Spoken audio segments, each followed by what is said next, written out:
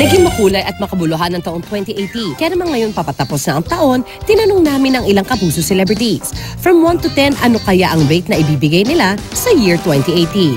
Si Ruru Madrid, 10. Yan ay dahil sa dami ng blessings sa kanyang natanggap this year. Ang dami kong projects na nagawa, ang dami kong natutunan, may mga business din ako nagawa. So, I am very happy for this year. Always thankful si Glyza De Castro sa bawat taong nagtatapos. Every year talaga, 10. Parang it's a different experience. Parang mga realizations na, kaya ko pala yun. Or na-overcome ko yun.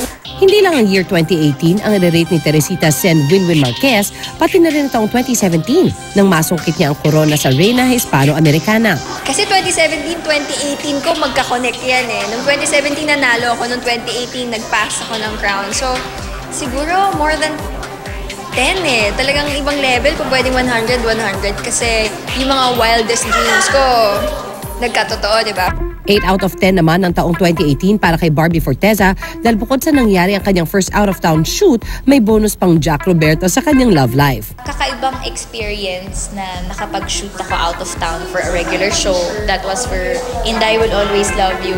Then after nun, parang isang buwan na ako nagpahinga, tapos may bago na naman. So, napaka-blessed ng 2018 ko. Sana every year ganito, yung walang pahinga. Okay lang, masaya. Of course, si Labidab. Labidab! Ang akala ni Migo Adeser hindi maging maganda ang pagpasok ng taong 2018 sa kanya. The first beginning of 2018, I give it a 3 out of 10. But then after March all the way to December, it is an 11 out of 10. We just started Studio 7 at saka Barangay 143, which is the first ever Filipino anime series dito sa Pilipinas. Starting by January, we'll be starting Inago ng Bituin. Kasama ko si Kylie Alcantara.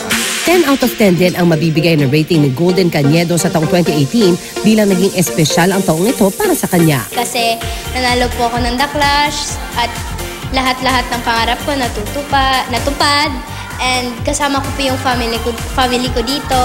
Ikaw, how would you rate your 2018? Saan naging best year din ito para sa inyo at sa pagpasok ng taong 2019? Naway mas maraming pang biyaya ang dumating. Claim it, kapuso!